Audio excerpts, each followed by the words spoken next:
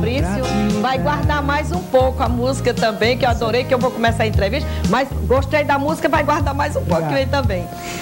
Rodrigues Lima, expositor, pintor, artista, um prazer tê-lo no nosso programa. Obrigado, Madalena. Antes de conversarmos, eu gostaria de parabenizar pela sua forma, seu jeito diferente de fazer televisão. Que realmente é um encanto. Você que continua levantando o astral do povo paraibano, né? Que bom. E nos contagiando com essa alegria que você tem. Mas é porque ao meu lado tem um artista também que nos contagia. Bom. Muito obrigado.